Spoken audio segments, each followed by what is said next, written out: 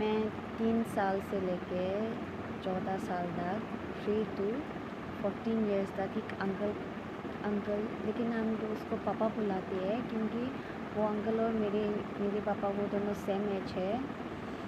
सो और उसका बीवी इतना अच्छा था वो आंटी, तो वो दोनों मुझे उसका घर ले गई थी क्योंकि मेरे पापा को भी ड्यूटी जाना था।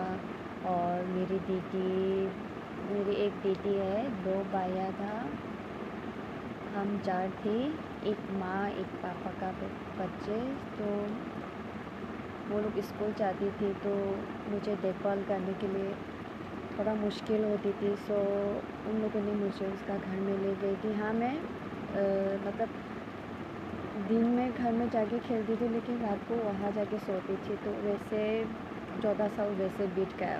तो मैं 14 साल के बाद घर आया था। तो मैं जब क्लास 2 में था तब पापा ने दूसरा शादी किया।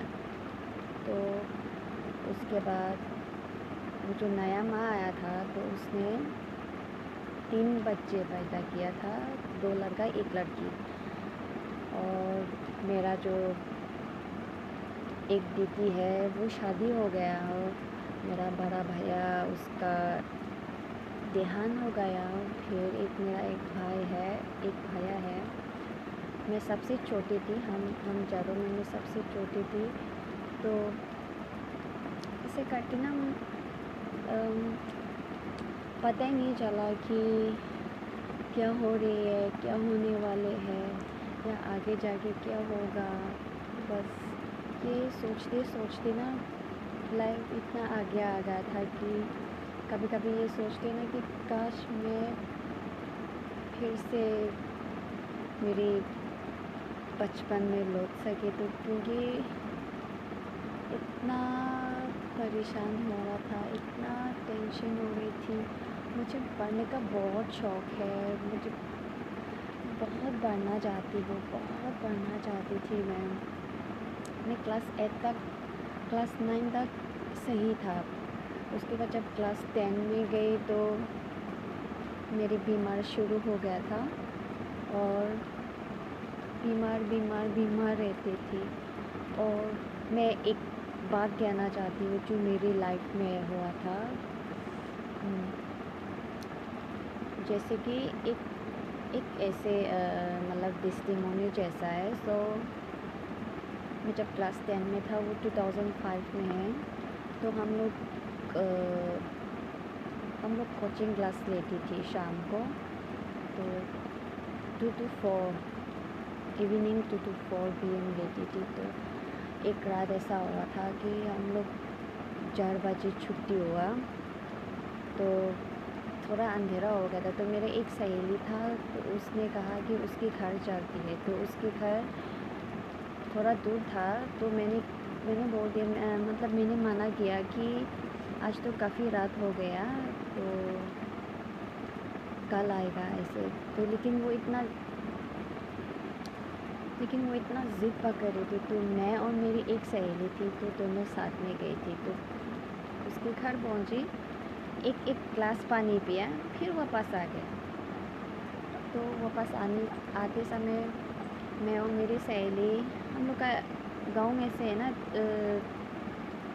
मेन सेंटर में, गांव का मेन सेंटर में चर्च है। तो लेफ़्ट साइड से मेरी सहेली का घर जाती है, राइट साइड से मेरी घर जाती है। तो राइट साइड जैसे मेरे घर से आसाम सब दिख जाती है, नज़दीक है। तो मैं ऐसे जा रही थी, तो आसाम साइड से इतना बड़ा आग का गोल ऐसे मेरे आगे से आ रही थी। तो मैं शॉक हो गई ना, ऐसे किताब पकड़ के ना शॉक हो के वो देख रही थी। तो आगे से आ रही थी, लेकिन पीछे से ना इतना ज़ोर से थप्पड़ मारा जैसा ना मेरा पीठ में ना, तो मेरा किताब सब गिर गया था। तो मैं वो किताब उठा के सीधा दौड़ के घर गया।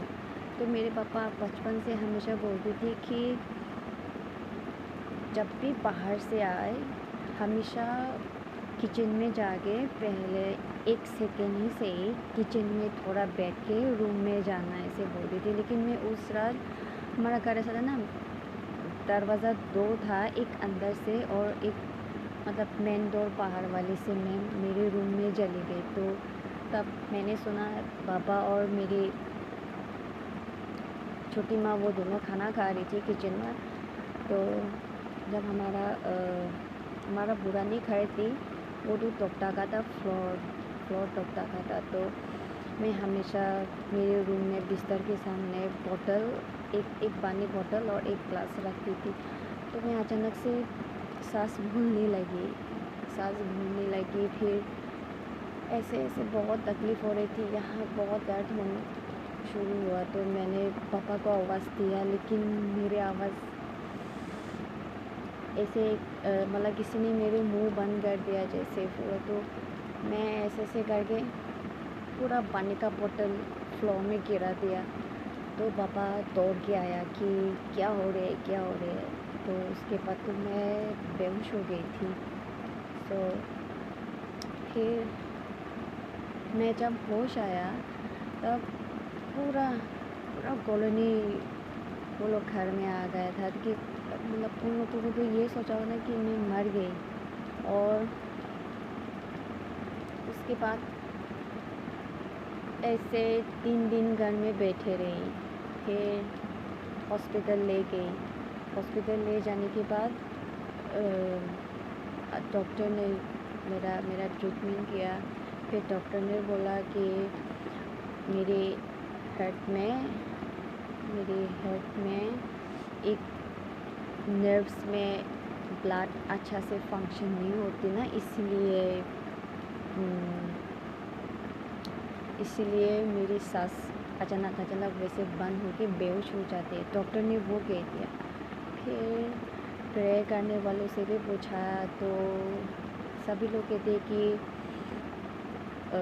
मुझे एक मतलब बुरी आत्मा